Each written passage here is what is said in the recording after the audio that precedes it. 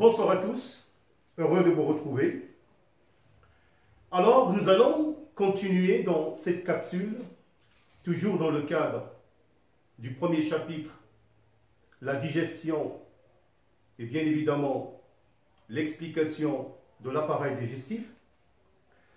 Nous allons pratiquement consacrer dans cette vidéo une série d'expériences qui nous permettent de mettre en évidence quelques composés chimiques que les aliments contiennent. Bien sûr, nous allons prendre comme aliment le pain, que vous connaissez certainement, et nous allons, comme je vous ai dit, procéder par une mise en évidence de certains composés chimiques des aliments dans le pain, comme je vous ai dit, c'est-à-dire par une série d'expériences, on met en évidence de l'eau, de l'amidon, qui est un sucre composé, des protéides qui représentent la grande famille des protéines, des ions calcium et des ions chlorure. Bien sûr, dans d'autres aliments, il y a d'autres composés chimiques que vous aurez l'occasion, bien évidemment, de découvrir lors de vos études en SVT. Notons tout simplement que pour l'amidon, il est considéré comme un sucre composé. Et bien évidemment, nous allons voir ces grandes molécules de sucre, comment ils vont être transformés au niveau du tube digestif. Mais notez seulement qu'il existe un sucre qui est simple, qui est le glucose, le sucre pratiquement utilisé par le métabolisme de l'organisme. Alors, sans trop tarder, je vais vous montrer encore une fois les quelques variétés d'aliments qui composent le principal des apports alimentaires que l'organisme, bien évidemment, utilise pour son bon fonctionnement.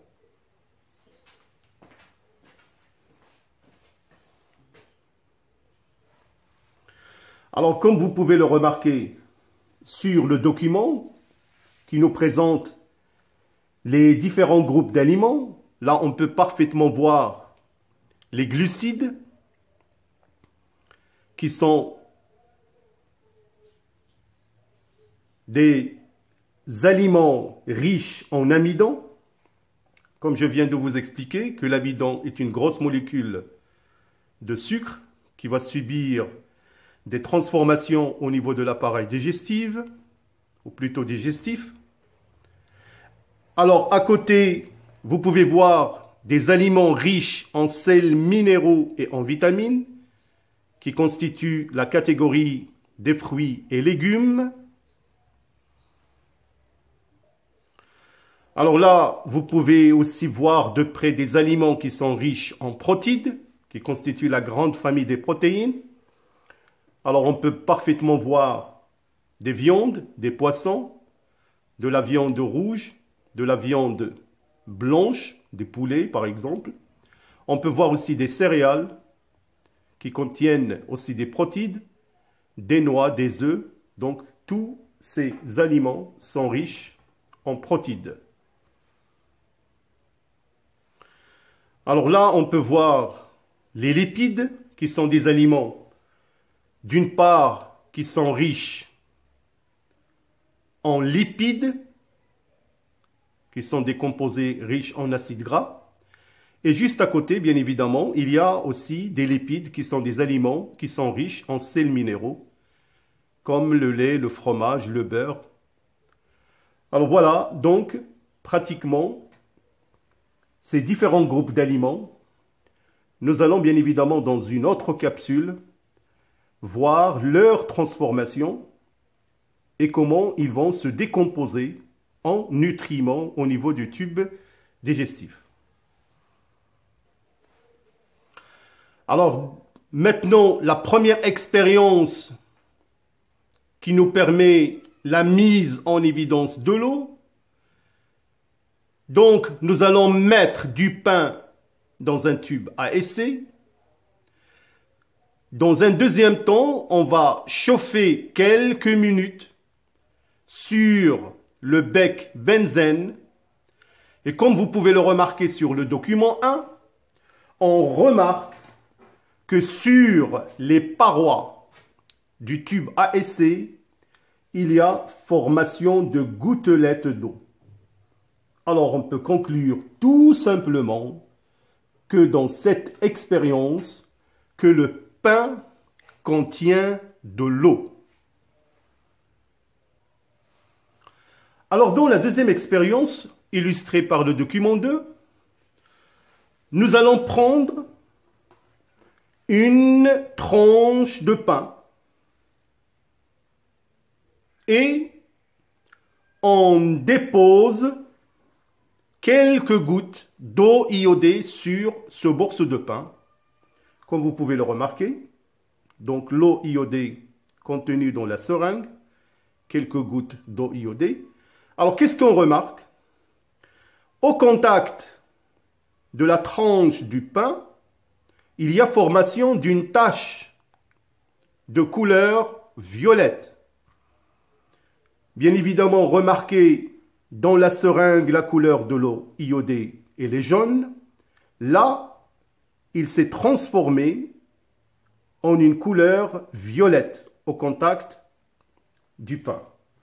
Alors, on peut donc, comme remarque ou comme conclusion, l'eau iodée de couleur jaune et devient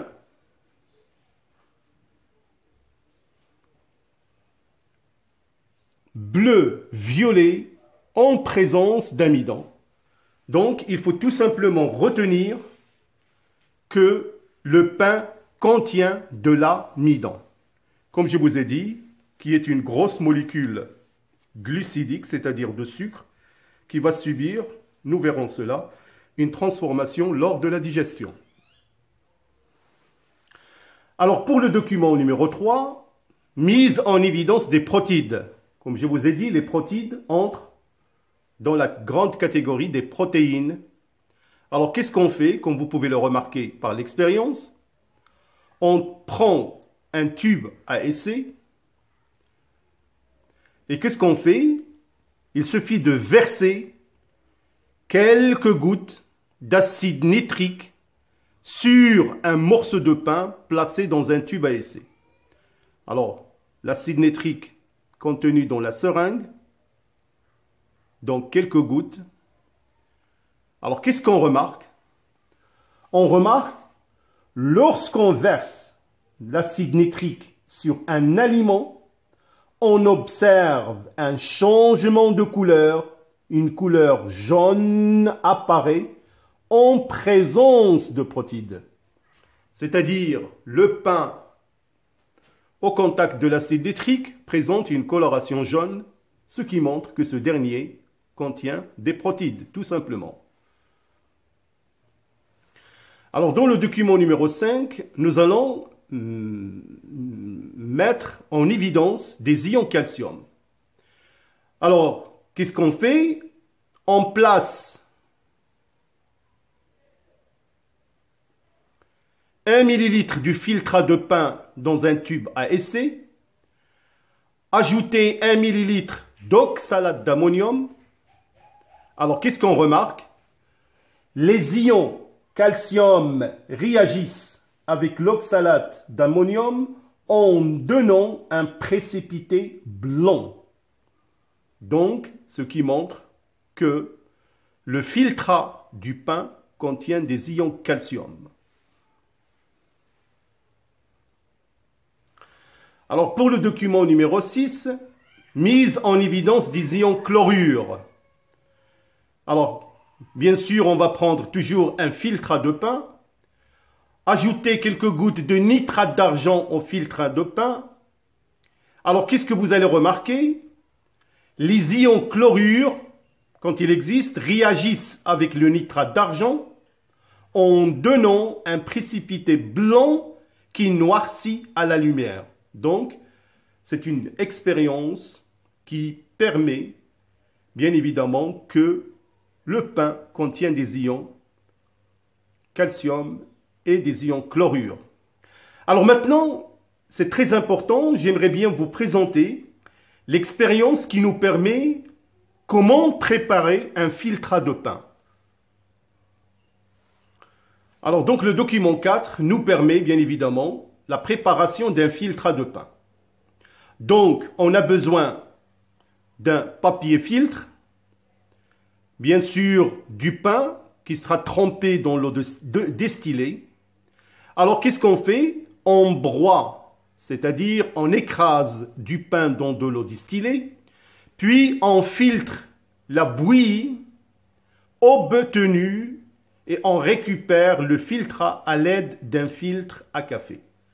Voilà, donc c'est le filtrat de pain, bien évidemment, qui nous permet déjà de faire les expériences de mise en évidence des ions chlorure ou calcium.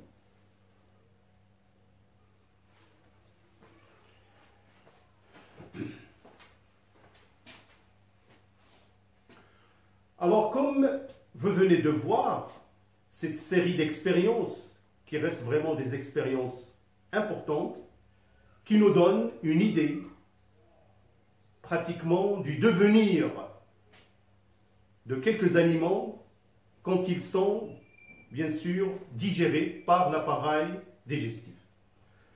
Donc, pour vous, mes chers élèves, dans l'ensemble, et surtout dans le cas de certains exercices, éventuellement, vous êtes censé connaître, pour mettre en évidence de quelques éléments chimiques de certains aliments, il faut tout simplement savoir comment, il faut tout simplement revoir ces expériences qui vous donneront déjà une idée de l'observation et comment interpréter une telle expérience et déduire des conclusions. Alors, nous allons bien évidemment continuer dans les capsules à venir où nous allons voir le processus de la digestion qui s'effectue de manière mécanique et d'une manière chimique et quels sont les éléments qui rentrent en jeu pour un tel processus. D'ici là, portez-vous bien, j'attends vos commentaires et à bientôt.